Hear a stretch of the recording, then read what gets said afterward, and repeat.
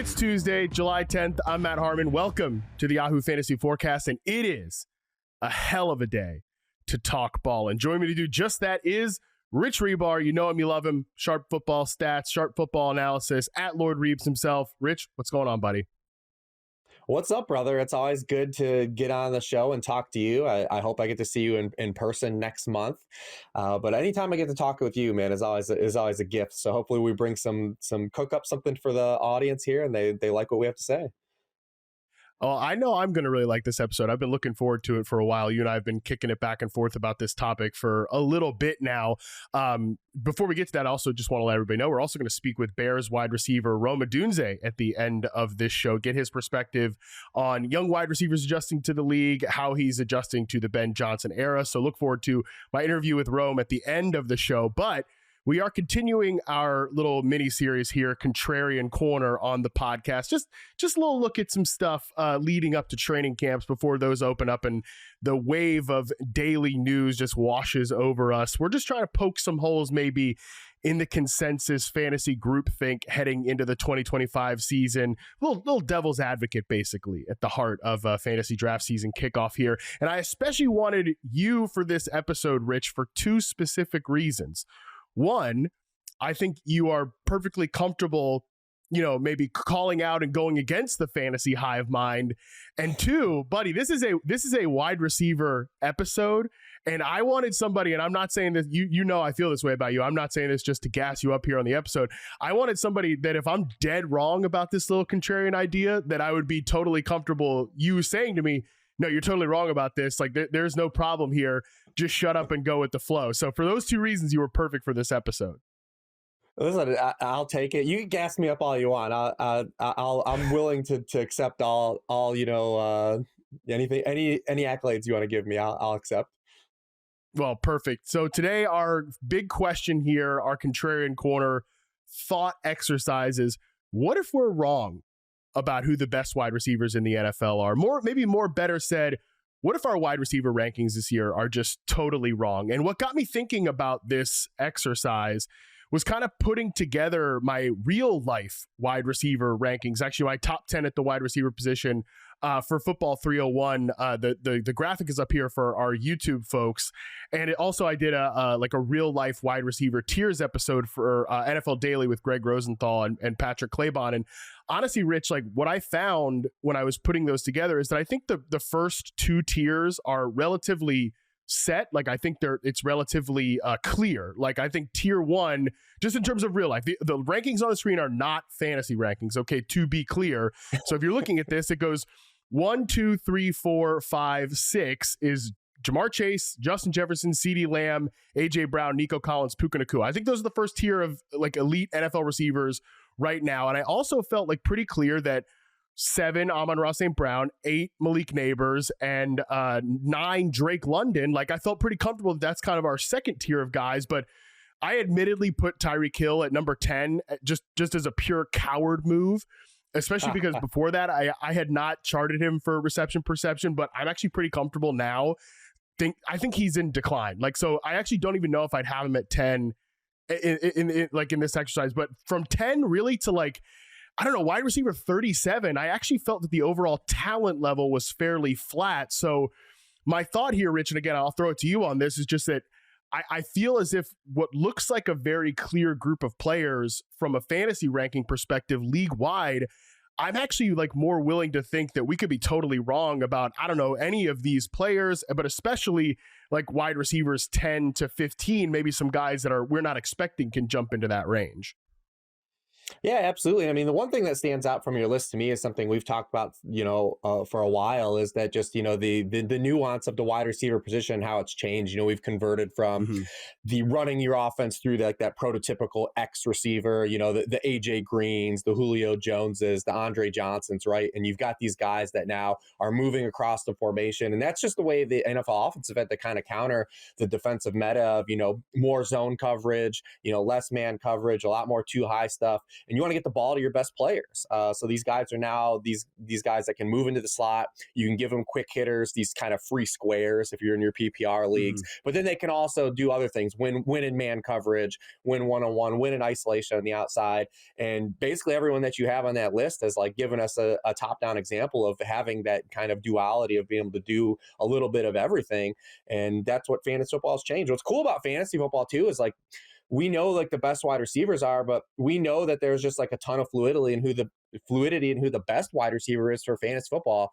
We've had a wide receiver one overall different in 8 straight seasons. And what's even more unique about that is we've had 8 different players be the wide receiver one. It's not like we've had a guy like Justin Jefferson was wide receiver one, then 2 years later he was the wide receiver one again. It's 8 different players. In standard leagues, it's been 9 different players in a row have been the wide receiver one overall. So even though Jamar Chase is the consensus 101, we kind of know that there is some volatility here and the field is more open than ever in terms of running these guys down. We have to go back to Antonio Brown as like the guy that like kind of gave us some stability and just being the top dog.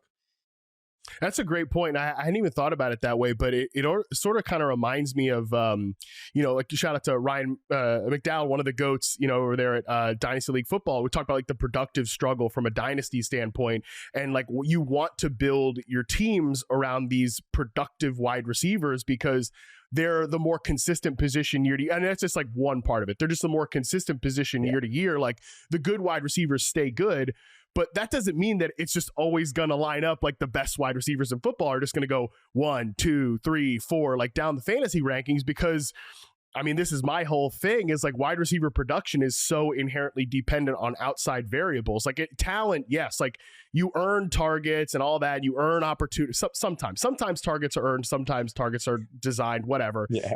There's like a lot of nuances there. But I think it's gotten a little too, like the targets are earned thing has gotten a little too, we've jumped the shark on that. Anyways, my point being there is that like, yes, you do earn opportunities and like consistently get on the field because of your talent. But in order for that to then turn into fantasy points, you obviously need good quarterbacks. You need good situations. You need good ecosystem, all of those things. And that is very volatile year to year. So that's, again, sort of like beyond the point of just like, yes, that's variable year to year.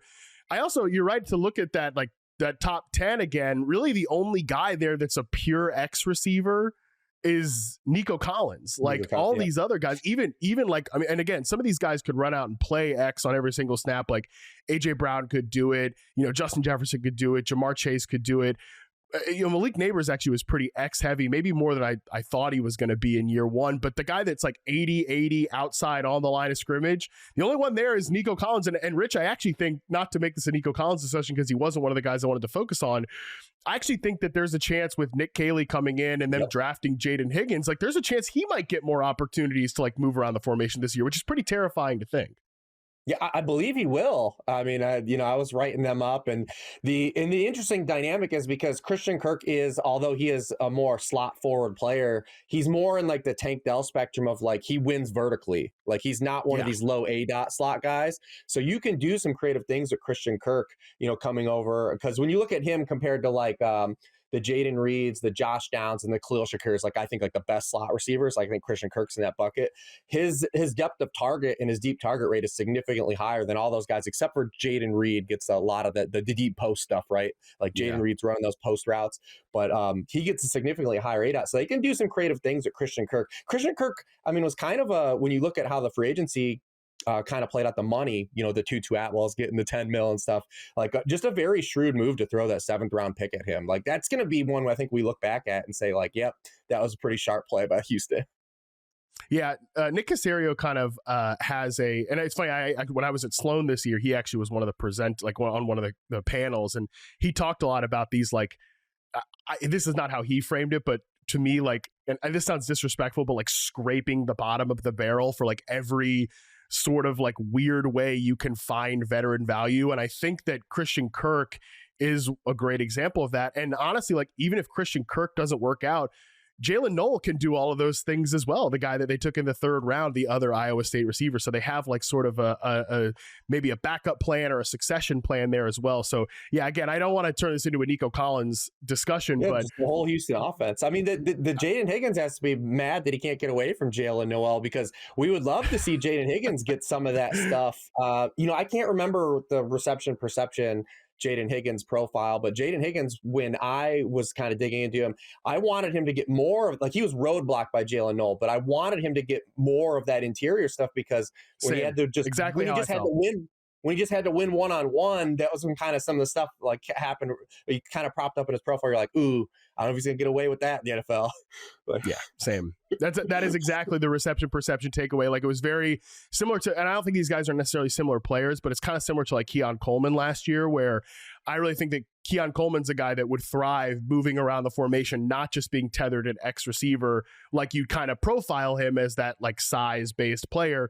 That's exactly what the Bills did. They just stuck him out there at X receiver. And yeah, obviously we're showing the route tree on YouTube right now for Jaden Higgins. Like, I think he would be more maximized as a separator if he wasn't just tethered at X, which obviously with Nico Collins there, he's not going to be. But I do think him playing some X receiver will maximize Nico Collins in the way that, like, I do think that Nico should be like a consensus first round fantasy pick this year. I think wide receiver 1 overall is very much in his range of outcomes this season, because he is clearly one of the best wide receivers in the NFL. But let's move to kind of some other guys here. And I actually have like 3 premises for why this contrarian corner idea was sort of kicking around in my head. Premise number 1 to me, Rich, is that I still think that the 2022 wide receiver draft class is one of the most unlucky groups I can remember. And I think this was a very, very good wide receiver class. I think it's actually talent level on par with some of the guys from last year in 2024, which was heralded as a historic wide receiver class. And we've already gotten several big time hits from it. And I'm talking about guys like that are going, some of the guys are going high in fantasy right now, like Drake London, 24th overall in Yahoo ADP. But Garrett Wilson has been incredibly unlucky so far throughout his career. Jameson Williams finally hit last year. Also, and some of that is self-inflicted bad luck.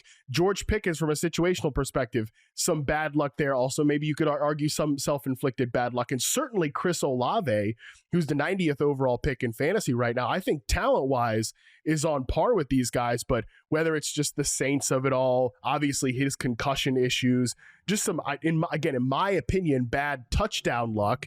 He's not been like a big time weekly producer in fantasy football just yet. So I think the question with that cohort of players, Rich, is does the luck change for any of these guys this season to maybe vault one of these guys like Wilson or Pickens or Olave or Williams as well into kind of jumping some of the higher ranked players this year? It could. Let's talk about some of these guys. I mean, Garrett Wilson has gotten steamed this offseason, kind of surprisingly to me.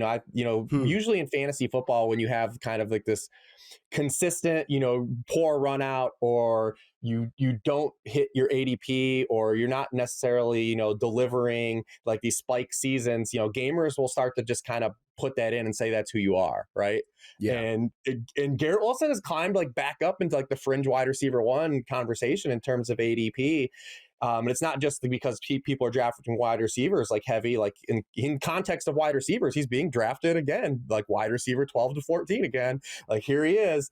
And from a talent perspective, he's easy to bet on, like, right? Like we're going off of what we believe the player he is, but he once again is in another spot where we have to take a leap of faith on his surrounding system. Like, not only has he caught passes basically from every terrible quarterback in the NFL and then the ghost of Aaron Rodgers, but he's been also saddled with like donkey coordinators, like the schemes he's been in.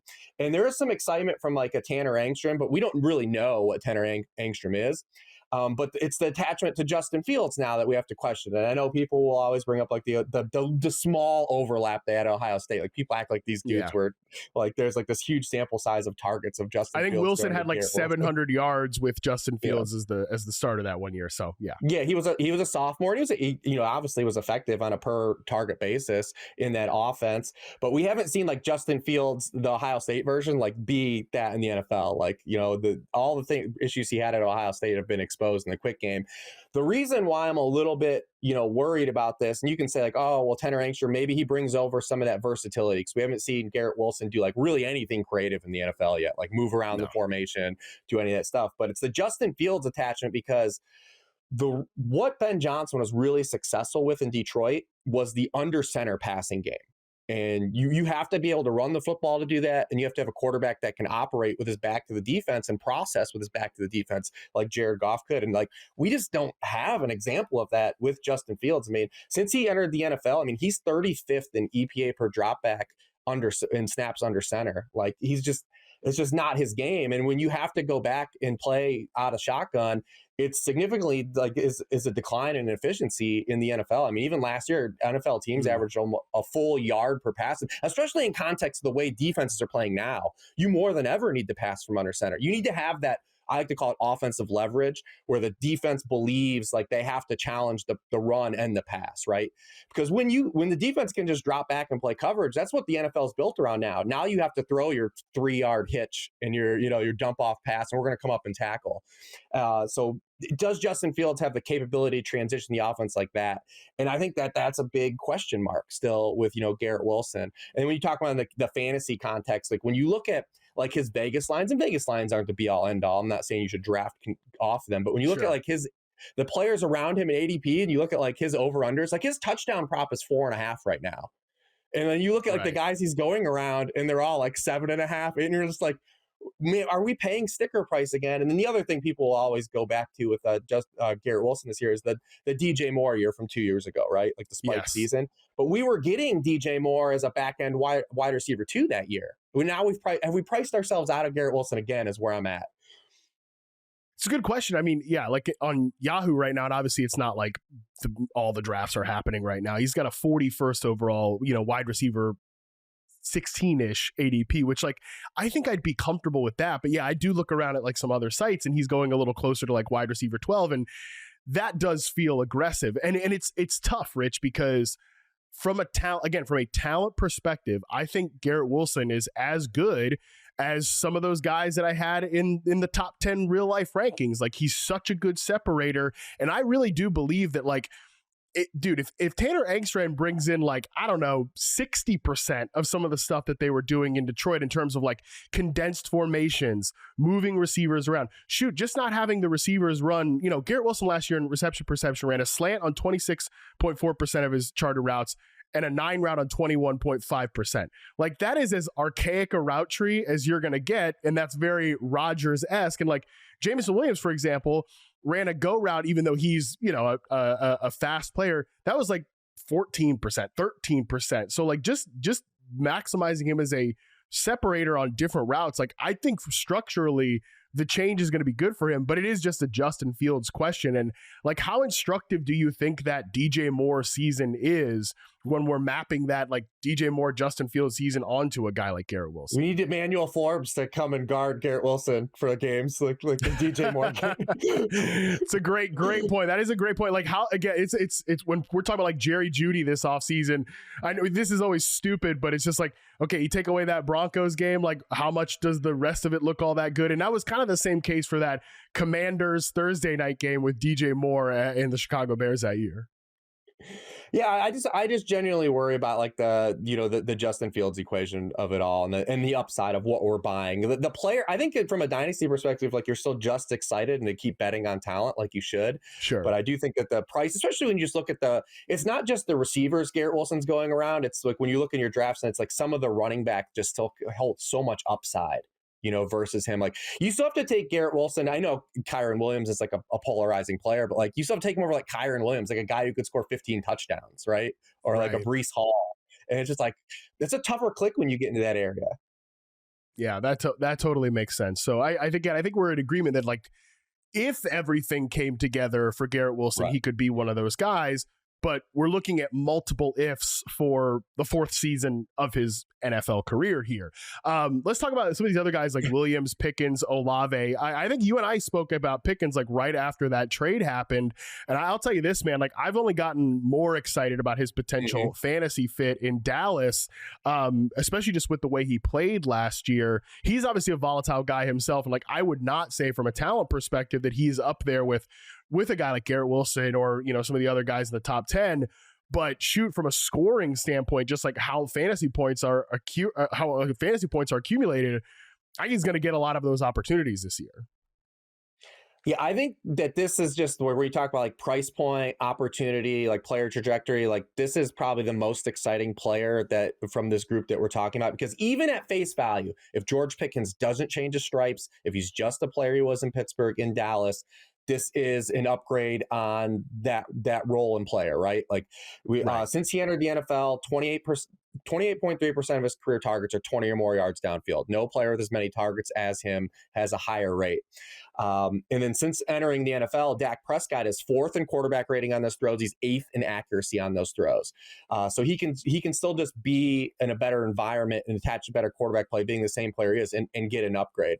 Then we have kind of the unknown factor. What if in Dallas he is able to get access to maybe some types of targets that can turn him into like the season that we saw from T. Higgins last year? So when Tyler Boyd left Cincinnati, not enough people priced in like his absence and what it would change for the route tree that Jamar Chase and T. Higgins got. I mean, if you go back to T. Higgins last year, this dude was just running like 4 to 6 yard outs and like hitches and just killing people with his body, right? Like, because he's just a huge dude.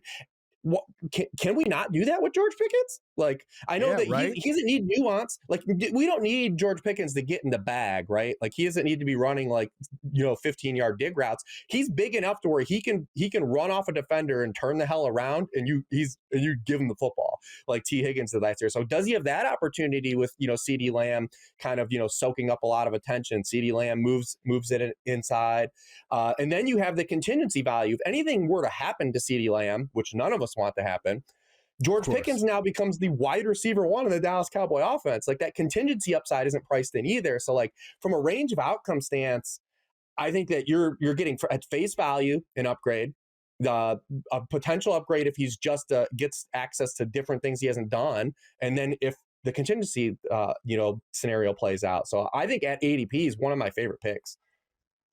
Same here, man. Like, and I think he'd have to climb well above like his current ADP for me to be like, I think we're now getting, maybe higher than the potential ceiling, because like you bring up that T. Higgins example, which this is the exact opposite of what I wanted to happen here, Rich, because you and I are like actually in lockstep on this one, because I brought up this T. Higgins comparison several times, and especially just, again, I brought this up with James Coe the other day. From a reception perception standpoint, their 2024 seasons are like identical from a success rate versus man, zone, press coverage. Like, Higgins was 72.4% against man coverage last year. George Pickens is at 72.8%. And like, again, I think that Higgins was a top 5 per game scorer last year, of course, because he missed time. And I'm not saying that Pickens is going to be a top 5, per game scorer, but like, that ceiling case is very, very realistic for him. So even though, again, it's funny, like the premise of this is like, from a talent perspective, are we rather flat throughout the league? I think that Pickens fits maybe towards that lower end of the like talent bar or whatever. But I think by the end of the season, we could look at him as one of the best number 2 receivers in the NFL, and shoot, from a fantasy perspective, maybe like the most productive number 2 receiver in the NFL. Yeah, we also saw something similar happen with Cortland Sutton last year in the Sean Payton offense, transitioning to Bo Nix, where it was more of a get the ball out of Bo Nix's hands, quick passing game. Like, you got Bo Nix's splits, like when he got rid of the football under 2.5 seconds and over, it's night and day. It's like a completely different quarterback. But Cortland Sutton became like a high floor player the back half of last year, and he was never considered that, right? Like, he was always considered like the big Mike Williams archetype.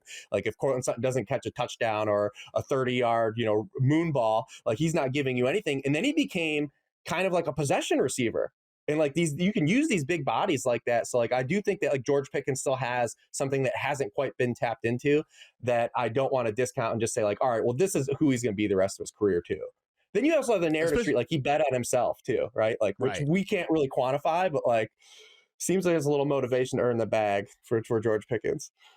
I mean, as there should be. Yeah, this is money making time. And I think especially in years prior, I might have been more like, nah, he kind of is who he is. But I really do think he took a step individually, for large chunks of the season last year. And if we get that over a full consistent game, like full season, because he's dialed in, because it's money making time, then we're talking about something, where he has really, really made the leap there. What do we do with a guy like Chris Olave before we move on from this kind of cursed 2022 class? Because Rich, again, Yahoo ADP right now, he's 90th overall. That's so late, but is this just is it kind of catching the falling knife sort of thing with Chris Olave that oh yeah, I caught the knife and it cut my hand. What did I expect to happen here? I drafted Chris Olave and he, obviously we can't quantify this, but he missed time again with concussions, or the Saints offense was still bad. From a talent perspective, he just is much better than a lot of the guys he's ranked around. But are the environmental factors and sort of the things we can't control, are those enough to get you to be like, you know what, I'm just going to stay away this year? No, I think it's league dependent, team build dependent, but I think there's a lot of pros. I actually think Chris Olave and Garrett Wilson should be closer in price point than they actually are, because we laid out kind of the concerns we have about the situation Garrett Wilson has, but all that's priced in with the Chris Olave right now. And the concussion stuff is one of those things, it's just one of those things that's hard to quantify. We did this with Devontae Adams early in his career, and it never became an issue again, right? So it's hard for me to say, hey, what's going to happen to Chris Olave? Might avoid him strictly because of the concussion stuff. Again, I would say that that's probably priced in, here a little bit as well. But you look at his one game without Derek Carr last year, he still was really good, within that Spencer Rattler game. It was the Charger game. He was a really good player. He can earn targets. And now he's getting an offensive coordinator. And I think Clint Kubiak brings something, a different set of positives than Kellen Moore brings. But we are going to see that versatility from Chris Olave that we haven't seen to start his career. I mean, New Orleans played a lot of 2 wide receiver sets, a lot of tight splits under Clint Kubiak. And because of that, he played a career low 21% of his snaps in the slot last season after 38% in 2023, 32.5% as a rookie. And to this point in his career, I mean, Chris Olave from the slot, 2.2 yards per out run from the slot. He's earned a target from the slot on 28% of his routes. And what has Kellen Moore consistently done with his lead wide receiver? Now, he had kind of the 1A, 1B thing last year, but we saw Devontae Smith get a career spike in terms of slot usage last year. We're going to see that happen to Chris Olave. Rashid Shaheed's not going to be the dude that he moves into the slot and is giving him access to these kind of easier first read targets. And when you have a guy like Tyler Shuck, who's kind of an unknown, but is a pocket passer, what's going to be built into this offense? Probably a lot of first read plays to Chris Olave, right? So if you're in a full PPR and a guy who historically wants to get the ball out very fast in Tyler Shuck, because he doesn't really want to. Oh yeah, and if you breathe on Tyler Shuck, he's just throwing it out of bounds. Exactly. One of the weirdest college. I never seen a quarterback throw the just. He's I'm throwing it away, whatever. Yeah. And then he'll make some of the weird plays too, where when he tries to play hero ball, and you're just what are you doing, man? But don't do that again. Yeah, don't ever let us see that. There's some plays on his tape where I'm like, how could you even possibly consider this guy at 40th overall? But desperate times in the Bayou. But yeah, I mean, I think in a full PPR league, to be able to draft him around complete wide receiver 3 pricing, and remember, wide receiver 3 pricing doesn't mean he's your team wide receiver 3. If you're in a full PPR format, you can get Chris Olave as your wide receiver 4, wide receiver 5, and I think you're getting a lot of target insulation and a lot of floor potential. Now, in non-PPR formats, I still think we have to question from the team environment the touchdown upside. The odds that he becomes an 8+ touchdown guy this year, I think that's a thin argument to make. That's why I think only full PPR, and we're able to get him when you're able to get him as these wide receiver 4 spots like this on your roster. But I do think that there is an upside case to be made from him actually being underpriced, though. Yeah, I'm so glad that you kind of framed this as, it is about the players and the 80. It's more about the ADPs and the price than it is about the player here, because I think when you talk about Chris Olave, and I have talked about him this offseason, and some of the first responses you get is nope, not doing that again. And for me personally, the way I view players and the way I analyze the game and the way I play fantasy is I don't really have I'm not doing that again. Nope. Especially, this is not the way I do it, not the way I view things. I don't think you should ever have a never again player, especially when, unlike Garrett Wilson, you like last year, Chris Olave was going as like the wide receiver 12, and now he's not even going as inside like the top 30 receivers. So we're not actually asking you to do it again. This is like a completely different exercise because, yeah, it's like, okay, you draft him as the wide receiver 31, 35, somewhere in between there, depending on where you're drafting and like what outlet you're drafting at. Oh, it doesn't work out. Who cares? Like you said, he could be your wide receiver 4 in a PPR format. So I am like just gritting my teeth and doing it again with Chris Olave in that sense, but it is a much bigger discount than certainly what you were doing it at last year. I want to move on to premise number 2 here, unless you I did want to touch. Did you want to talk to Jameson Williams just briefly? Yeah, go for it. We just had a whole big Lions episode, so you give me your thoughts on Jameson Williams though. Yeah, I mean he's another guy. I think when we're talking about like price point, is just very tough to factor in what the changes are in Detroit and like be willing to pay like that kind of spike, because we have the Detroit Lions coming off of this historic season. They scored 18 touchdowns over expectation last year. We had Jared Goff have a career year. We know there's anytime you have like a pocket passer in a career, you know there's going to be some like regression that we need to price in with that. And then you have, obviously the Frank Ragnow retirement, Zietler, leaving in free agency, and the change from Ben Johnson, right? Like what do we see stick in this offense under, John Morton? Because it's not that Jameson Williams was winning vertically with the speed.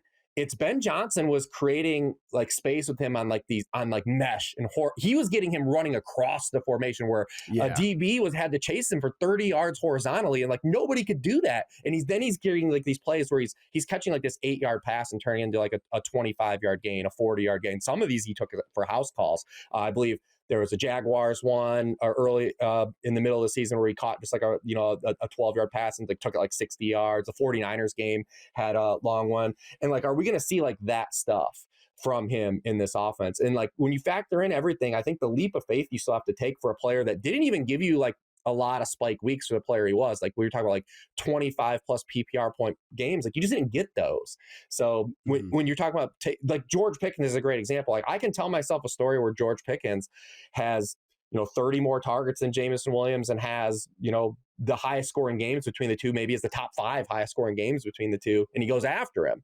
So yeah, I think there's a lot of questions with Jameson Williams in this transition, although the growth was there from him. But I think a lot of it we put a lot of faith in Ben Johnson, and then we're, giving these Bears guys the benefit of the doubt because of the, Ben Johnson going over there.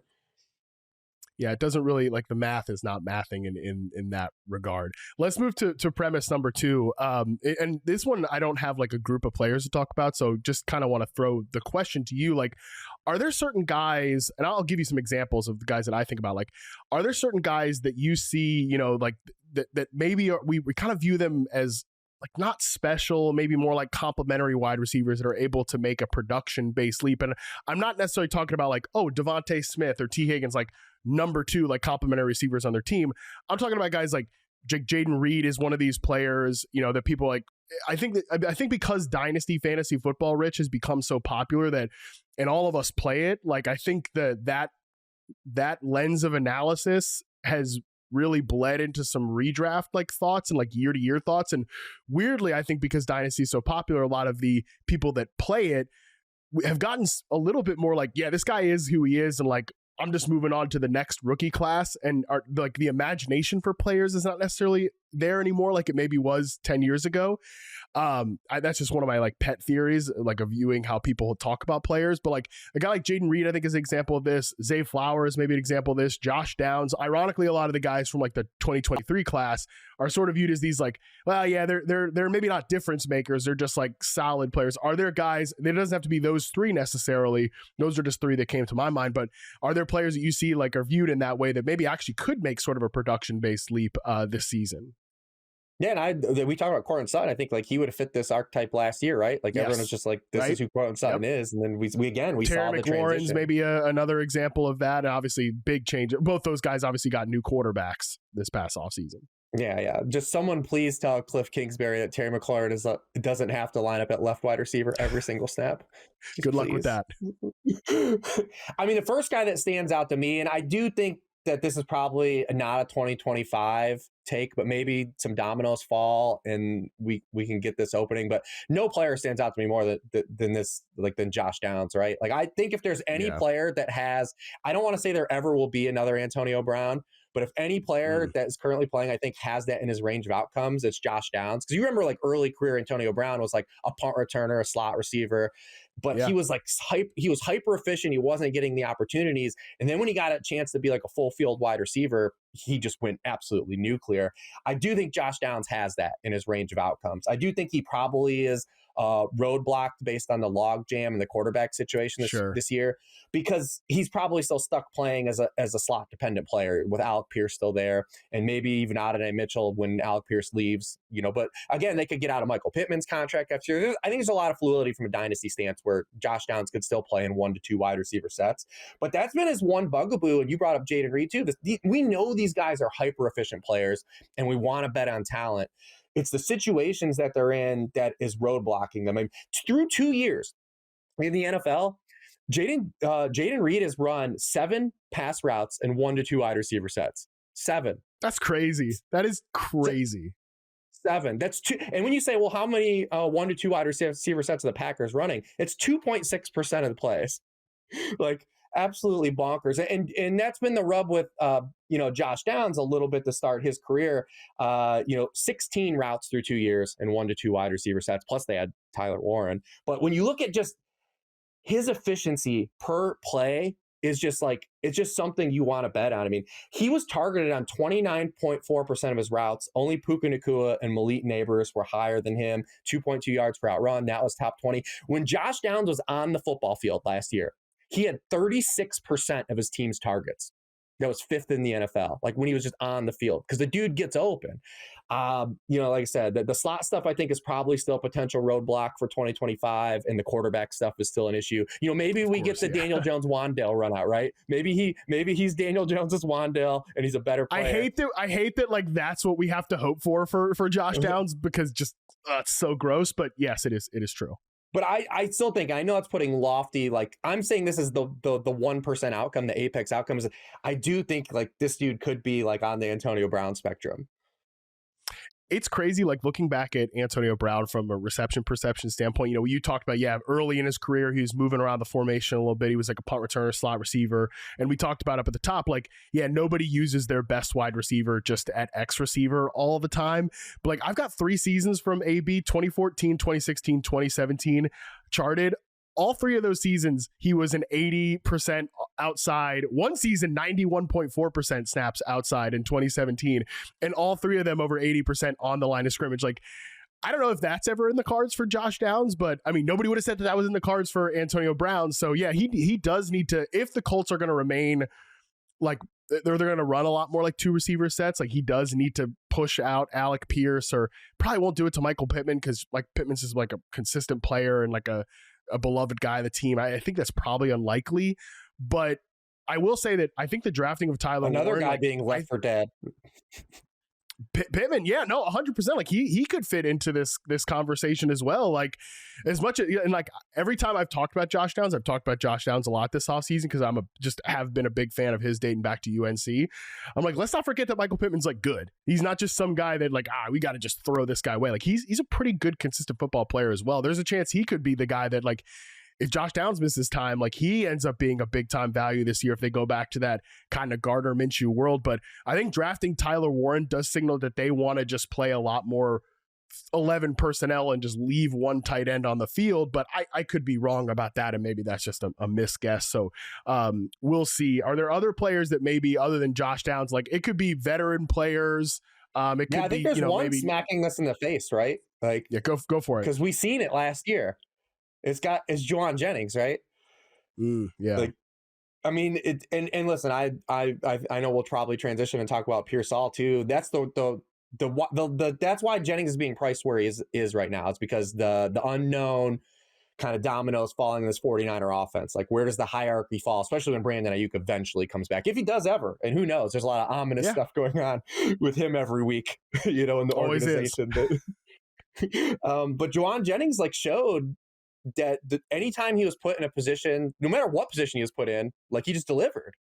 And like, what if we just get that again? What if the answer all along was just, hey, what he showed us last year is what he could be, and you're able to get him at, wide receiver 36 because everyone is kind of not knowing what's going to happen with this 49ers offense or how these guys are going to stack up. Me and you and I talked about this, like, one, how much 11 personnel the 49ers end up playing? Do they end up playing more? There was some signal, I think, early in the offseason that they might hint at it. Remember, the first thing that the 49ers did this offseason was release Kyle Juszczyk, and some of that was salary, but also there was no guarantee they were going to get Kyle Juszczyk back.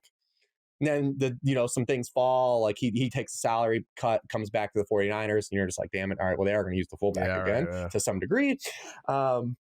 But what if they're with the Deebo Samuel leaving and, maybe a reduction on those fullback snaps? Like, do they play more 11 personnel? Like, there's just a lot of questions with this 49ers passing game where I think a lot of people are pricing in a lot of previous versions of the 49ers passing game, and it could look a lot different. And just what if Juauan Jennings is good? Like, anytime he's gotten an opportunity, going back to college, I actually really liked him as a prospect and was kind of bummed at like where he went in terms of the draft, because I thought he was a better player than that. And then in the NFL, he's just one of these guys, like, anytime he gets a shot, he delivers. Like, what if he just is the dude? What if he is the 49ers wide receiver one? Yeah, and because I think whether they are an 11 personnel, like, heavier team, or they do play more, 2 receiver sets, stuff like that, it's tough for me to imagine him leaving the field because, like, especially when Ayuk is not available, and we just don't know, like, when he's going to be available, because, like, Jennings took pretty well to playing X receiver for them last year, but we also know that he's got a lot of history as, like, just a good role playing kind of power slot guy. He's such a good blocker because this offense wants to play more condensed. Like, they need their receivers to block their ass off. That's why Ayuk got himself out of the doghouse. That's why Jennings has hung around for this long. So as much as, we'll talk about Pearsall in the next segment. Like, and I do like taking the bet on Pearsall. I wish he was obviously, as long as he's healthy in training camp, I'm going to end up drafting a lot of him. But that doesn't mean that you also have to ignore a guy like a Juauan Jennings there. So he's certainly still within the consideration there. I'll throw one at you. What about a guy like Calvin Ridley in Tennessee? Like, Ridley, I think, fits into this bucket as a guy that we all just, he's not a special player. You solid, like, receiver, whatever. He's kind of run into some bad quarterback luck. He's also run into some, like, weird deployment luck, weird offenses over the last couple of seasons in Jacksonville and Tennessee. But if Cam Ward can give us, like, an impression of what Jaden Daniels did last year, not obviously to that degree, the Titans are not going to the AFC Championship or something like that, but if he can come in and be, like, a good passer as a rookie, could Ridley have, like, a 2024 Terry McLaurin type of season? Not in the way he scores fantasy points as, like, a pure vertical guy, but just be the clear number one of a passing offense that might be well above expectations this year. Yeah, and you bring up the deployment stuff with him, and that's what we need to change more than the Cam Ward stuff, because it's easy to just look at, like, Terry McLaurin last year, Cortland Sutton last year, Nico Collins the year before that, and say, hey, we know the upside potential with the rookie quarterback, or just getting, not having terrible quarterback play and that transition, what it can do for a player. But yeah, we need Brian Callahan to use Calvin Ridley in a different, capacity than he did last year. I mean, it's almost 16 air yards per target. Like, we talked about this with Marvin Harrison when you came on my show. It's like the free square stuff is relevant in today's NFL and the way you're playing offense. And we'd love to see them get a little more creative with Calvin Ridley.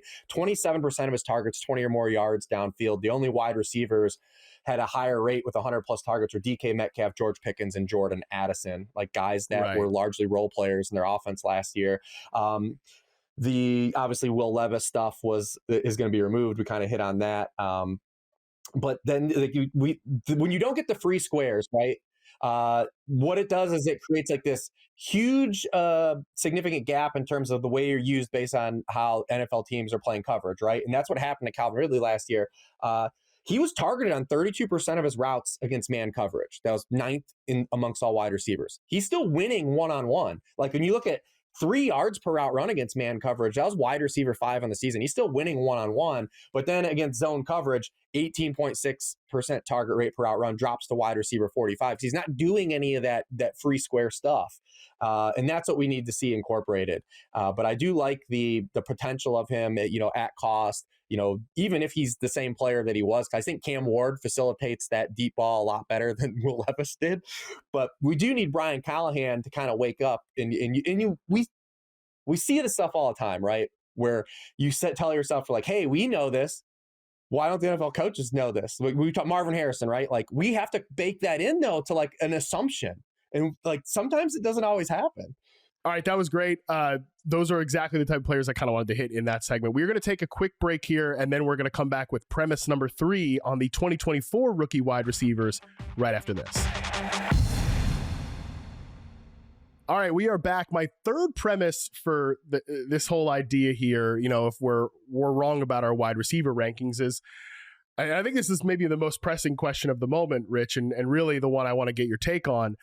Are we all maybe a little too overconfident in our consensus rankings of the 2024 rookie wide receivers? And just looking at ADP right now, this is just from Yahoo, but I think this is pretty consistent throughout the industry. Like, it basically goes Malik Neighbors and Brian Thomas Jr. are both like 14th, 16th overall. By the way, like I'm in on these guys where they're going here. Like, I'm not saying to not take these players. And then Ladd McConkey, 24th overall. You guys know I'm definitely in on where he is going. Then it's like kind of Marvin Harrison Jr. in no man's land here at like 43rd overall. Interesting to consider whether he's, maybe worth taking that post-hype sort of rebound season there. But then you've got like Xavier Worthy, 71st, Rome Odunze, 94th overall, Ricky Pearsall, 119th, like Keon Coleman, deep into the drafts. And I actually think if he gets a change in deployment, he's worth talking about maybe as somebody that actually could be a breakout, even if I have concerns about how his year one play at the X receiver position. So this was generally, again, heralded as a really deep, really talented wide receiver class, but it does feel like the fantasy community is very much like, yep, these are the top 3 guys, and these will be the top 3 guys kind of forever in Neighbors, Thomas, and McConkey. I think all 3 of those guys were awesome as rookies. And again, I'm not even like, fade Malik Neighbors or Brian Thomas or Ladd McConkey at all. I'm just wondering if some of these other guys could maybe close the gap coming into this year. It's an interesting group for sure. You and I did a 20-minute segment on Marvin Harrison Jr. I'd love everyone to go kind of, check that out so we don't have to just rehash the same exactly. conversation Just go watch that's on YouTube on your tell the people your podcast, like, so just so we don't have to do that again. So we already did that. Save some time. Yep. Over at Sharp Football, you just YouTube us. We had an in-depth conversation about deployment, the quarterback stuff, the coordinator stuff, all the stuff. If you want to go to Marvin Harrison talk, we'll go there. Frankly, I'd like to not do it for the 15th time in the last 12 months as well. So let's just do it. Let's just do that. To me, I mean, the first guy that stands out is like me kind of not being in on it all at cost, because I can talk myself into at least taking a blind bet on Marvin Harrison Jr. at ADP based on the touchdown stuff and the year 2 wide receiver stuff and just saying whatever, throw caution to the wind. But like the guy that stands out to me the most of like, I don't think the fantasy community knows what to do with, and that like I still definitely am not taking him where he goes, is Xavier Worthy. I mean, Xavier Worthy didn't even have 80 receiving yards in a game in the regular season last year. And like he's drafted as like a firm wide receiver too. And we got Rashee Rice coming back, and he wasn't in the Rashee Rice role. Like he wasn't used exactly like Rashee Rice was, as like give him the football, let him create with Yak. But he was getting a lot of, like we bring up the free square stuff. He was getting a lot of slot usage, a lot of stuff near the line of scrimmage.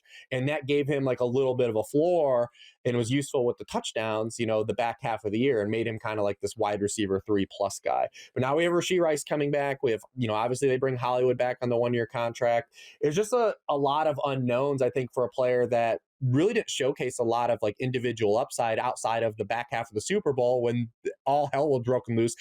How many Chiefs games will we see that forever over like the course of Mahomes' career? Like very rare. Like that's a very minute outcome where the Chiefs are just absolutely chasing, 3+ touchdowns. Like we're just not going to get a lot of those games. If that's what you're banking on for a game. He split like 2 backup safeties to get that second deep touchdown. Like that's just not it. Incredible. It's a bummer. I wish those throws had hit during the regular season, right? Like we'd be having a whole different conversation. Yeah, he did have a lot of like just missed plays that I think you can go back to, because I do think he's going to be the field stretcher. When these, because they're going to play a lot more 11 personnel this year that I believe they wanted to play more 11 personnel last year. They just never had the opportunity because Hollywood started hurt.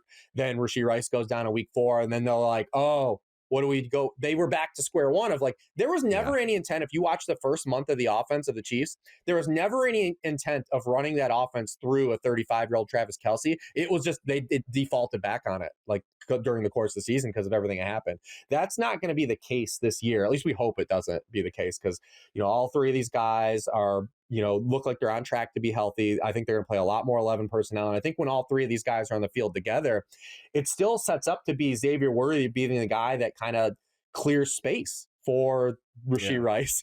And, probably in Travis Kelce's not going to be he's not going to have no targets. So I still think Xavier Worthy is going to be a very catawampus like producer. Like he's going to need those shot plays to hit and not, run in the worst outcome that he had last year, like where he's stepping out of bounds with one play and like goofy stuff like that. But at his cost, I mean, like, how can you confidently take him over like these other players? Like, I can't do it, man. Like I can't do it. It's a really good point. And like, no matter what, I think Xavier Worthy is a good player, period, point blank. Like he's a good player. He's also very tactically valuable to the Chiefs offense. That was like right away apparent when, like, listen, Rashee Rice is not catching 10 slant routes in week 1 against the Baltimore Ravens if they are not afraid of Xavier Worthy as that vertical speed threat. Like that's why those two guys like unlock something about each other. But like, let me put it to you this way, because I've struggled with this question. Like, number one, are you in on Rashee Rice where his ADP is starting to climb? And 2, can you be in on Rashee Rice and Xavier Worthy both as fantasy draft picks where they're going right now? I mean, if you are, you better be in on Patrick Mahomes, like at his cost, because the cheapest Patrick Mahomes has been. Like, that's the way to play it. I think if you're in on both players and you don't really like the cost of either player, then like Mahomes is probably your default like QB6, right? Like he's kind of the firewall guy. Because after Mahomes is where you start to get into that like real big pocket where it's like, I've said to a bunch of people like Matt, like you could look at my quarterback rankings and you can be like, Rich, like you have that guy QB 18, I have him QB 8, and I would look you dead in the face and be like, yeah, okay. Like, it's just like when you get to that pocket of quarterbacks, like after Mahomes, like it's kind of the Wild West. Like it's just all these guys you can make either a bull case for or kind of tear down, like the QB2 streamer types. But like Mahomes is kind of that firewall. Like after him is where just kind of it goes crazy. So you better be in Mahomes if that's the case. I do believe kind of like what you hinted at though. I just think that what Worthy does is make Rashee Rice better.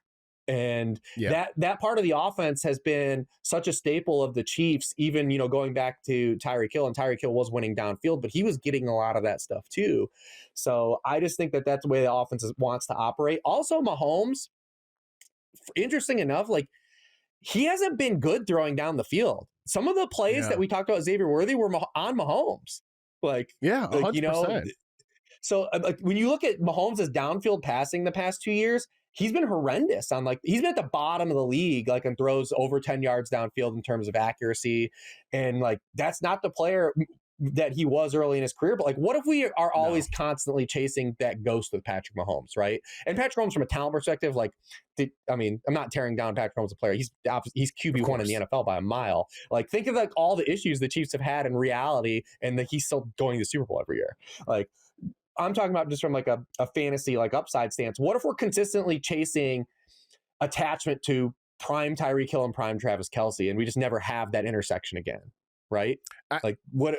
100%. Yeah, I like that. To me, that just like it can't be true, right? Like it can't be what happens. But if you look at explosive play rate the last 2 seasons, it goes Patriots right from the bottom, obviously. Patriots, Raiders, Giants, Jets, Panthers, Browns, Chiefs. Like that's the category the Kansas City Chiefs are keeping, and yet that's where it's been, and it's felt like that. Stuff anymore. Like they saw man coverage at like one of the highest rates in the NFL last year. Like teams weren't scared of their receivers. Like, and maybe that changes, like you said, if Worthy is the lid lifter and you get more, but like their like middle of the field open stuff is actually like decreased. They're one of the teams that, because they were kind of the forefront of like why this all started. And now it's ironically like they're struggling to beat we're back to square one. Like they're struggling to beat the stuff that we want the offenses to get. And until that happens, I mean, we're going to continue to see those issues. And I do think that it's question mark because Xavier Worthy, for as fast as a football player he is, he had these issues in Texas, like winning one-on-one downfield. Like he in a straight line, he's faster than everyone. But like route nuance and beating press, like this is something he has not answered as a player yet. He's not answered these things. And if he's in a role where he has to do that still, we still have to take a step of faith. That's why I just look at him and what he does. And I think he brings tactically what he brings to the offense. He makes the other guys better. Yeah, exactly. And the funny thing is, like, Marquise Brown is a very similar player, like where he's fast on a straight line, but he's not like he's definitely a route runner, like a technician. I mean, he's actually a really good technician, but he's just small. Like he doesn't beat press coverage. Like it is what it is. Let's talk about a guy like Rome Odunze. Like, look, everybody knows I'm high on Rome this year, but we're gonna hear my interview with him here coming up later. Really interested to see like how he's deployed him. Yeah, okay. Well, it's on the podcast, Rich. Like you have to promote what's on the podcast. So, second, hey, humble brag, my second interview with him this calendar year. So, my good pal Rome Odunze, basically. But anyway, that's right. Yeah, everybody knows I'm in on Rome from a talent perspective, but obviously there's questions about this offense. There's questions about Caleb Williams. Like, what are you doing with him from a draft perspective this year? He's been, I'm intrigued by him. He's a player like I want to bet on. Like anytime these disappointing like year one wide receivers, I want to kind of come back in and like, so if you look at like over the past, 15 years of wide receiver ADP, nothing has hit more than the year two wide receiver, right? Like when you look at the subset of wide receivers that get selected outside of the top 24, so like players that obviously come with inherent question marks, no subset of wide receiver has delivered more top 36, top 24, and top 12 scoring seasons than year two wide receivers. And we saw it again last year. The 2023 rookie class was not very good as wide receivers, but Jackson Smith-Njigba, Zay Flowers, Jordan Addison, Josh Downs, and even Quentin Johnston all were in this bucket last year where they beat ADP. They were value picks. Like how much weekly stability you got out of those guys, definitely we can come back and question, but they all were better players than the field thought they were going to be at the start of last year. So you got guys like Rome Odunze, Ricky Pearsall, Keon Coleman. I think those are the top three guys I think that stand out from like a discount stance. Because Worthy's getting drafted in the top 24 still. Right. These three are the guys that stand out. And Odunze, it's again, we're just looking for different deployment, different situational usage than we saw last year. I mean, he was in that Calvin Ridley bucket that we talked about. I mean, 14 air yards per target. Calvin Ridley was the only receiver, ironically, that had a higher number than Rome Odunze with as many targets as Odunze. 23% of his targets came on 20 yards or downfield. It's just inherently low success rates, even if you're good and have a good quarterback, right? And especially in this context, the NFL, like we're talking about the defensive meta. 27% of his throws were inaccurate throws. The number one in the NFL for a player with that many targets. Also, when you bring up the Bears last year and like you look at their yards per out run stuff, you also have to remember no team ran more what I call them hollow routes or like empty calorie routes. Rome Odunze ran 144 routes last year where there wasn't even a target on the play. It was 23. It was 23% of his route run. He ran 23% of his routes. There wasn't even a throw, like a target on the play on either a sack, a scramble, a tipped pass, or a throwaway. Like that's to me, Rich, is like why you like any sort of efficiency metric from the Bears offense last year, like per route. You said like throw it out. Completely throw that out because of that, and then like DJ Moore just like pumping up like screen passes just to like keep him engaged. So it's just a lot of like weird stuff going on there. The hard part is just seeing the vision for what, because Ben Johnson comes in his first draft and they take Colston Loveland at pick 10 and then Luther Burden at pick 39.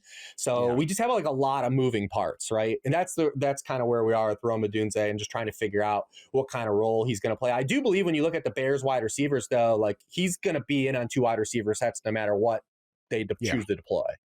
And that's a big advantage. We just talked about the inverse of Josh Downs and Jaden Reed, right? So he's going to be on the field full-time as a receiver, which I think you like to bet on. Hopefully we get some of that stuff with Jameson Williams where we get some of that horizontal stuff where he's creating space. Yeah. Again, we're taking a leap of faith based on a coordinator with a small sample, but, you might have a favorite musician or like a favorite movie director and like you're going to always continue to buy product from them until they start to let you down, right? And that's kind of where we are with Ben Johnson. Like until he fails us, like we're going to go to the movies and see Ben Johnson. Like we're going to see a Ben Johnson movie. So we're going to find out what happens.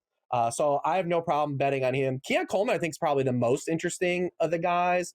that you kind of hit on? Well, I'll let you piggyback and throw it on Rome because I'm starting to yammer.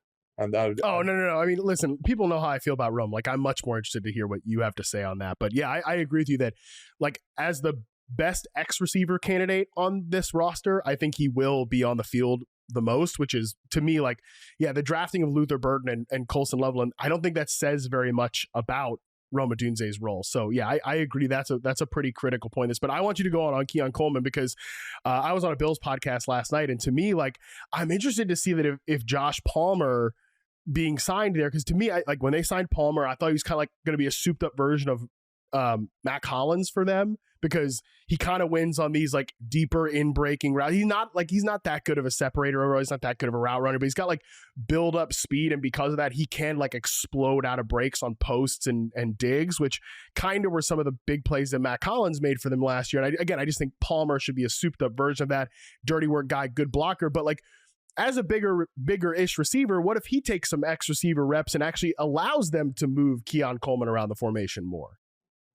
That's what we'd love to see. I mean, obviously the problem is if when they go to, 11 personnel, like, they have a pure slot player that can't get himself out of those situations. That's the one. But I think the issue is less like slot outside for Keon, and just, can we get him off the line of scrimmage more, and not just pure tethered to the boundary. Like, I could look it up like here now, but just like if they run some like condensed formation stuff where Khalil Shakir is tight to the line and he's the slot receiver, but he's on the line of scrimmage, the Bills are not like, they're kind of in the middle of the league in terms of formation width. They're not like super one way or the other, but when they do run some of those more condensed splits, like, Coleman could be an outside receiver, but he's off the line of scrimmage, and he's he's just like less tight to the boundary, Quentin Johnston-esque. Yeah, and there's a reason why the Bills went and got Josh Palmer in free agency. Obviously, if their analytics team is looking at things like, schmoes like I'm looking at, like, no team faced man coverage at a higher rate last year than the Buffalo Bills. And, it's because, Joe Brady, they have a good run game. They have a quarterback you got to account for in the run game. So you have to put a lot of assets into slowing that aspect of the team down.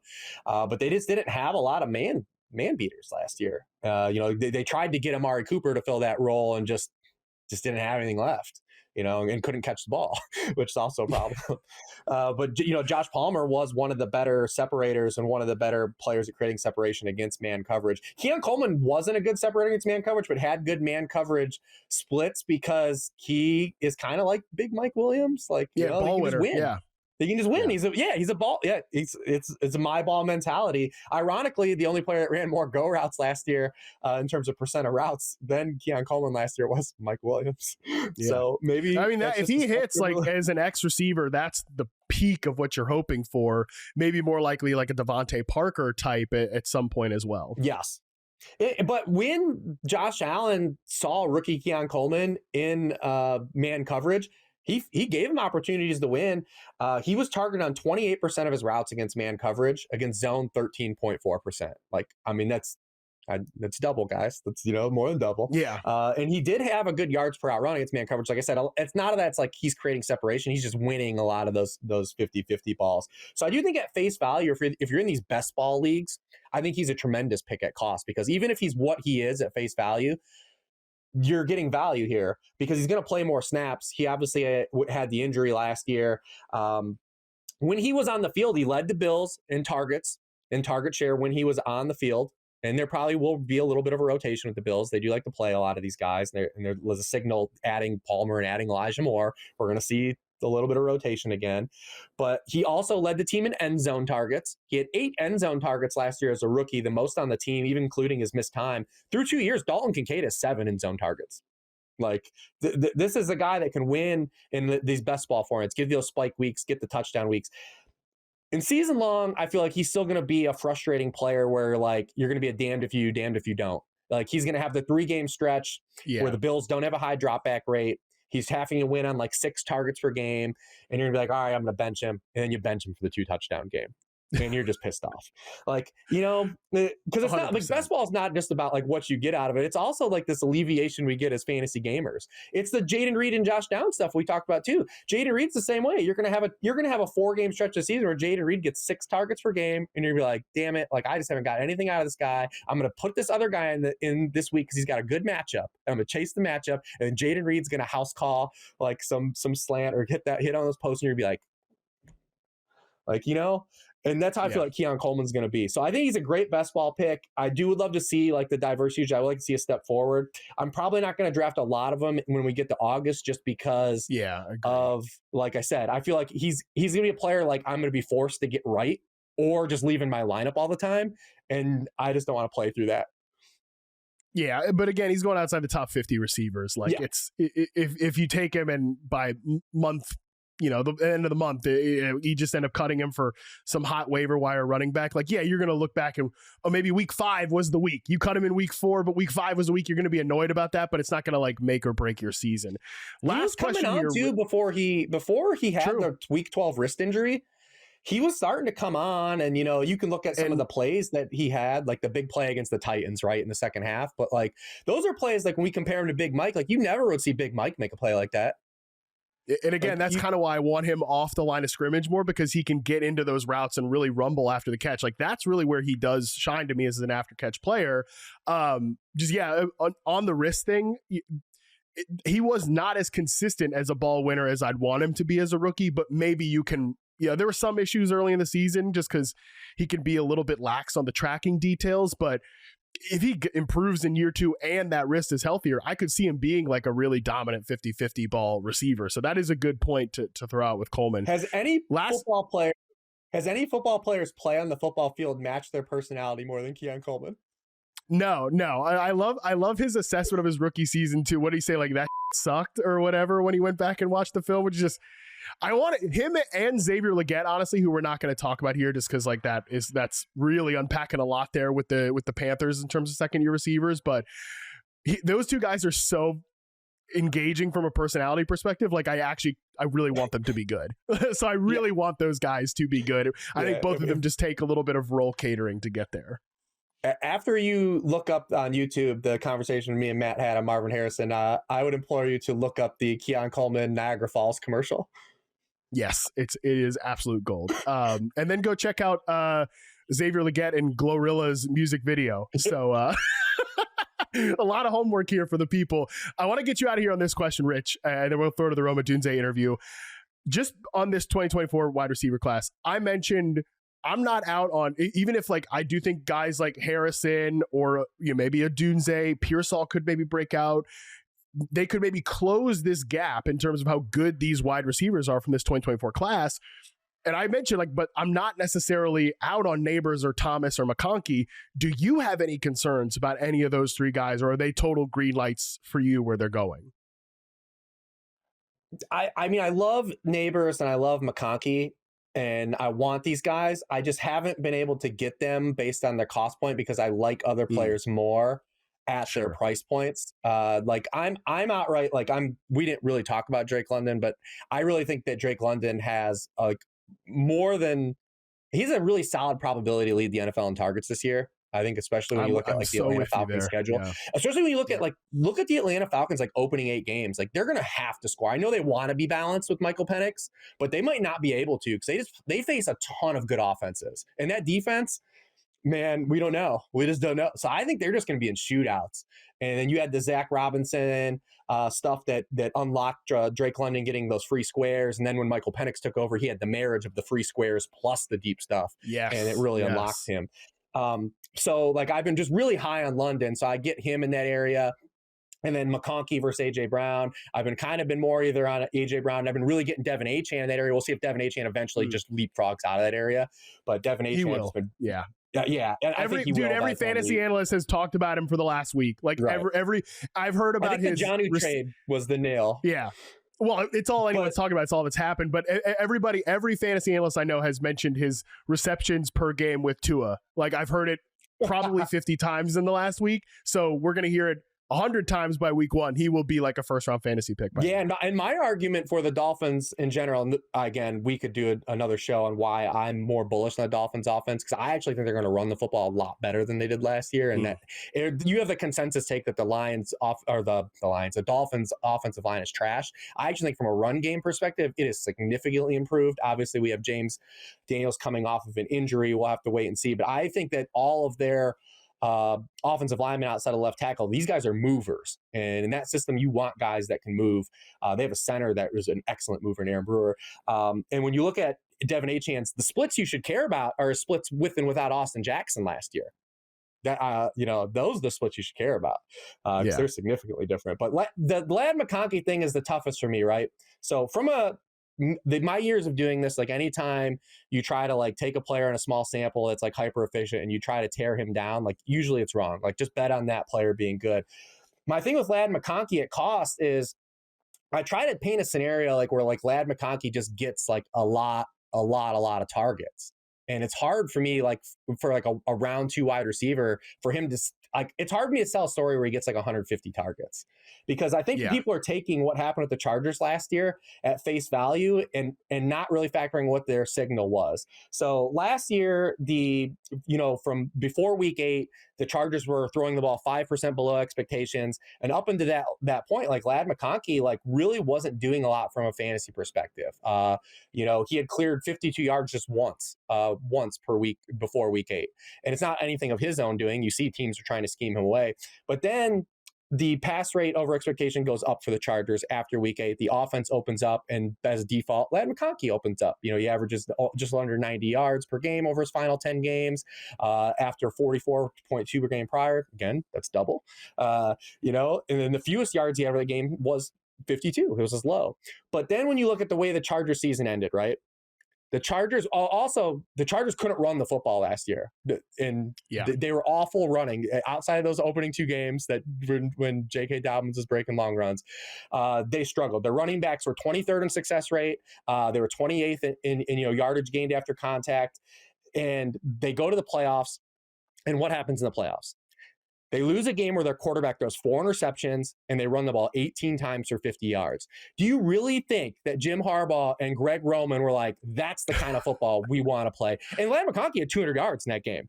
But do you really think that those two guys looked at each other and said, this is the brand of football we want to play? And then what do they come out and do when the offseason opens up? They throw a bag at Mekhi Becton. They draft Najee Harris. We'll see if he has an eyeball or not. No one knows. And they use a first-round pick on a running back. You're telling me that that's the style, like they want to, they're still telling me that they are still Jim Harbaugh and Greg Roman. Like they want to run the football a lot while they can. So I think they put a lot of effort into bumping up this efficiency. I think Ladd McConkey is going to be awesome. But I think when you look at the guys he goes around, how do I get to 150 targets with Ladd McConkey? He can still be hyper efficient and make 110 work. He can make 120 work, but you're starting to thread the needle. I'm a volume forward player. Like, I don't want my guys to have to pigeonhole just being elite efficient players. I want my dudes to just be out there and I say, like, this dude's just getting the ball a lot, and I'll let that happen. I mean, I've compared him to like Tyler Lockett, and that was kind of the needle you had to consistently thread with Tyler Lockett, was like he had to be elite efficient on that volume. And for many years he was, but you never know what's going to happen. I think that I'm probably somewhere in the middle in terms of like what Jim Harbaugh and Greg Roman want to be, because I do think like this is the best quarterback they've ever had. Harbaugh's like obsessed with Herbert. I don't think they'll go full like Kaepernick, early career Lamar Jackson, but there's still like a philosophical thing that they want to abide by. So, Rich, do you think we're wrong about our wide receiver rankings this year, or are we generally like directionally accurate with where we're going? I think there is wisdom with the crowd. I think fantasy gamers, since I've been doing this, and you can contest this too, like it's such a smarter pool of people playing fantasy football and analyzing football.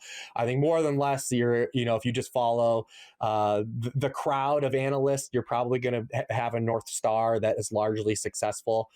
You could still have your favorite analyst mixed in and maybe look for some micro edges within that, top down, consensus types of rankings.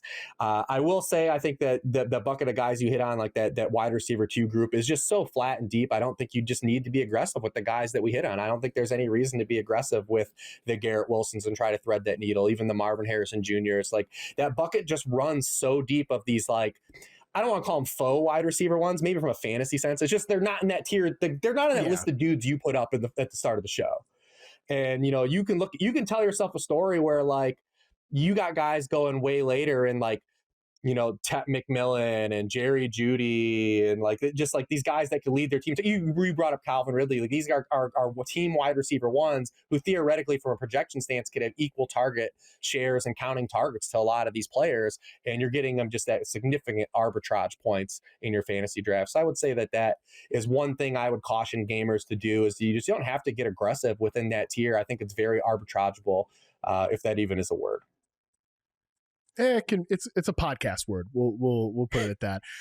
Rich, you're the man. Really appreciate you coming on the show today. Everybody make sure you follow him at Lord Reeves. Check out all of his work at Sharp Football Analysis. He's putting up his tiers right now, which are must read. You got to check those out.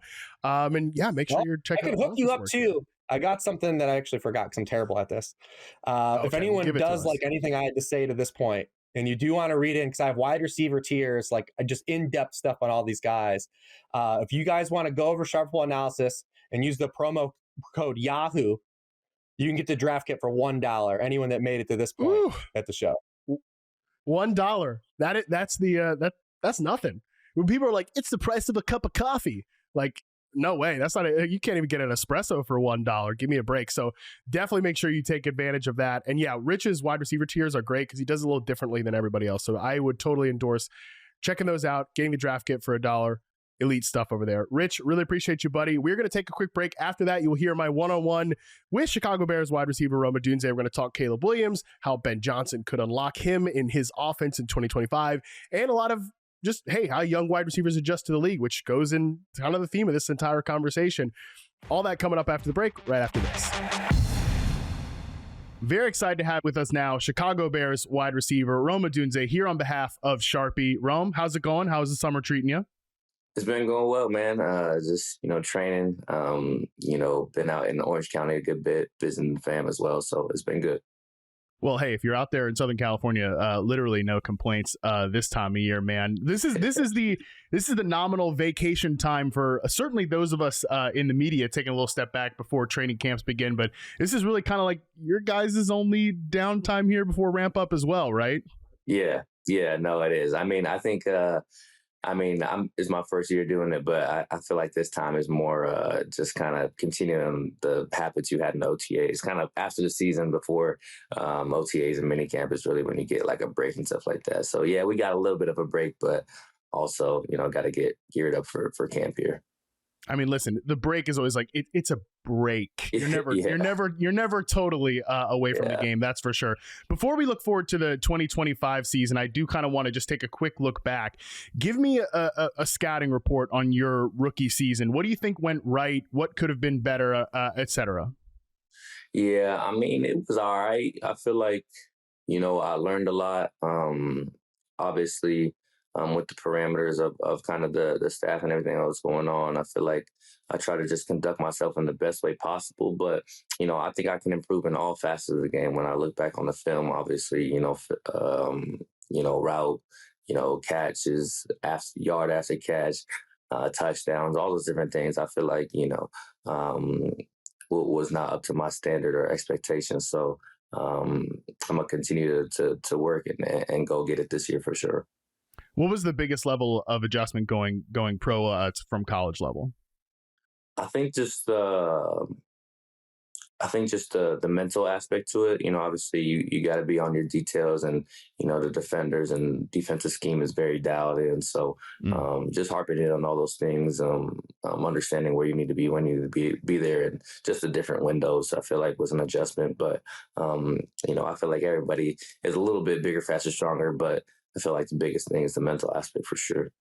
Was there one defense that you guys played against where, maybe it was in the preparation before, during the game, or maybe looking back after, you're like, man, they were really, they were tough to play against from a mental standpoint? Yeah, I would say the Vikings are interesting just because they have so many different kind of defenses that they run and pressures that they bring. So, they provide a different mental aspect to the game for sure. But, we had some success against them. But I feel like, it was definitely a challenge for sure.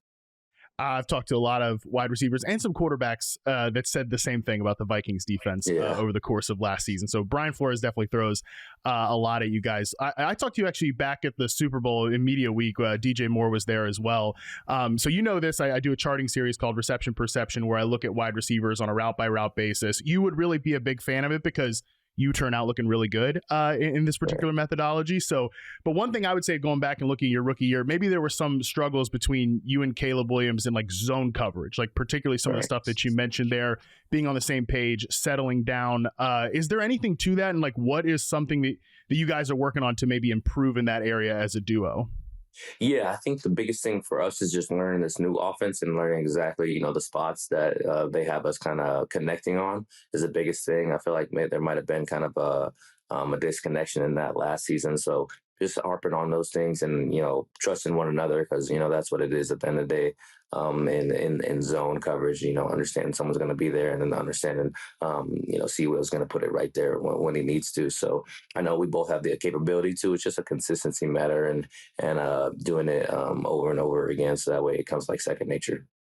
Is Caleb one of those quarterbacks that, hey, like I want you to be, if this route is at this step, that's where I want it. Like I want to tie it all together. Or is he one of those guys more like, hey, I'm going to trust you just if I see you're open, you're there? Because different guys view it in different ways there. I think he has both perspectives, when it's tough, maybe across the middle or different things, where there's a lot of defenders around, it's definitely specific and he wants us, exactly in the same spot. But I feel like for maybe a 50-50 ball or something on the outside, it's like, hey, I'm going to just go put it up and then go make a play. So I feel like he has kind of that duality that, allows him to be a great quarterback and understand his receivers. All the best ones do, man. So that makes a lot of sense. Look, again, we mentioned that we talked at Super Bowl Media Week. I'm not sure if you remember this, but it was funny because you, DJ, and I kind of joked about all the questions that you guys were getting about both Ben Johnson, like from a coaching perspective, and also how you guys were going to be deployed in the offense. And we kind of laughed about it because you guys had literally spent 0.0 practice time with him as a coach. Now that you have actually been out there on the grass a little bit, before we touch on some of the deployment stuff, just what's he been like in terms of expectations and demands as a coach? He's been hard on us, man. He's been hard on us, holding everybody accountable. I don't know if you heard any of the stories about him at practice, but, he's straight and he's detailed. And I love it. I think the team loves it because, that's the sort of standard and accountability that we need to go far. So, he's very dialed in with his offense and he's very, detail orientated and he's very knowledgeable about, offenses, defenses, and the game of football as a whole. So all of us are kind of, soaking up as much information as possible and, taking his coaching, strictly, business-like mentality. So it's been great. Is there one specific kind of things you can share with me? You don't have to go too deep into like a specific player or anything like that, but just some specific he's given you note-wise, like as a player, hey, Rome, like this is something I noticed with you and you can get better in this area. We can really exploit your skills well in this offense. I think, just my size, I feel like he's been, harping on just, being a dominant receiver when it comes to, those outside routes and kind of those 50-50 balls, which, I've done previous in my career. So I feel like he harps on those things a lot and, that being a big asset for us in this offense. But, he likes to put people in different positions to succeed. And I think, he's even providing new ways for me that I'm like, oh, okay, yeah, I can do that. And, for DJ and the wide receiver core as a whole and Caleb and all the weapons. So he provides a unique perspective in that sense. Well, I think that's really cool to hear because I think on the outside, we talk about Ben's offense as, well, it's really dominated by this type of slot receiver, or it's really dominated by, pass catching running backs out of the backfield, things of that nature. But they never really had a guy with your specific type of skill set as an ex-receiver in Detroit that can just line up on the line of scrimmage and win those kind of boundary routes as a side speed player. So that's interesting to hear that you feel like he's more so leaning into, hey, this is what you do well, so this is how we're going to deploy you in this offense. Yeah, absolutely. I think, he's very specialized in knowing his players' strengths and their weaknesses. And I think he's, putting all of us in position to, have success so far. So, we're learning each other and learning each other's role in the offense and our part to play. But so far, it's been great. So there's been a lot of, like I said, talk about who's going to be the slot receiver in this offense. I'm sure you guys are all going to take reps from that position. If you have a preference as Rome Odunze, do you like taking reps from X or slot more? Man, I don't have a preference, honestly. Wherever the ball is going, that's where I want to be. So that's the only preference I got. But nah, honestly, outside or inside, I feel like, I have the skill set to do both tasks in those sense. But, it definitely is a different skill set that kind of each position takes on. But I feel like I can have success at this level on both those fronts.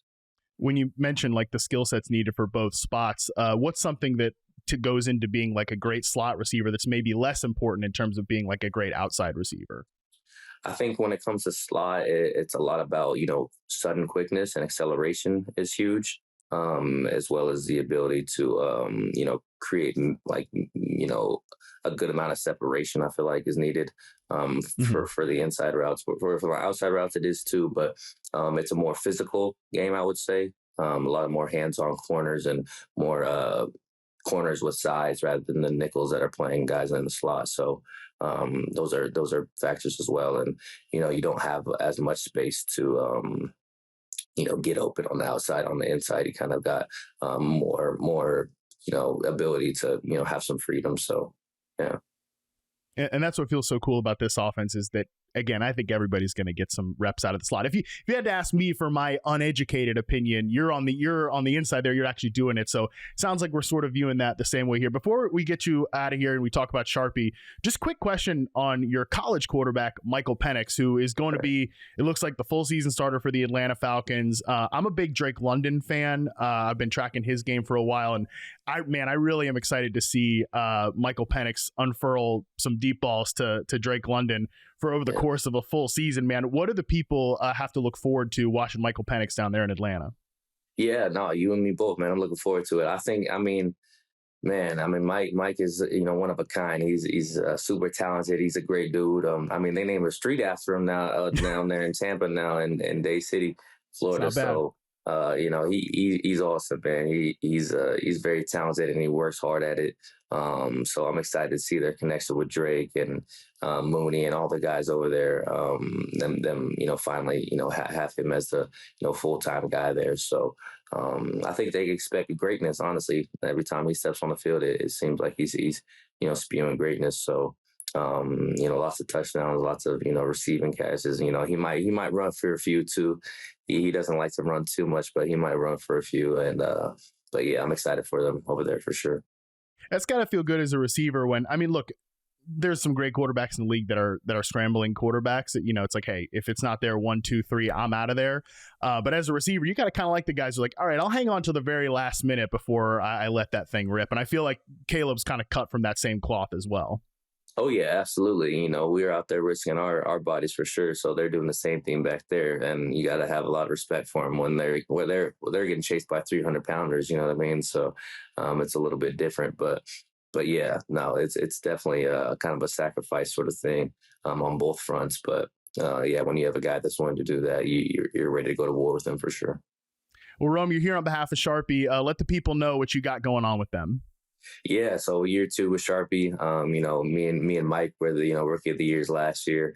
So we're kind of passing the pen over to Ashton Denty and T-Mac, ready for their rookie season and the greatness they're about to have, and great seasons. So I'm looking forward to watching those guys. And yeah, coming up on year 2 now, kind of the anniversary of my first signing of my contract. So did that with the Sharpie S gel, and we'll hopefully be doing that a couple more times with the Sharpie S gel in the future. But yeah, I use it for my notepad. I use it for everything. So it's all reliable, just how I'm trying to be this season. But yeah, shout out Sharpie. Well, hey, listen, I've had a couple conversations with you now. You're a humble guy. You don't have to go out there and say this. I'll say it. Big things coming for Rome Odunze this year, coming for his career. So I imagine you and that Sharpie are going to be very tight, signing many, many deals here going forward. So, Rome, really appreciate the time today, man. Good luck to you this season. Stay healthy and go out there and crush it, man. Appreciate it, man. Thank you, man. That is going to do it for us today. Shout out to Rich Hribar and Rome Odunze, two just awesome players in their individual field, for joining this show today. On Tuesday, we will be back. We're going to continue Contrarian Corner mini-series by asking the question, what if the second-year quarterbacks that we're all really excited about, what if they suffer a sophomore slump? Underdog's Josh Norris joins me for the pod to discuss that. You don't want to miss it. Until then, we are out.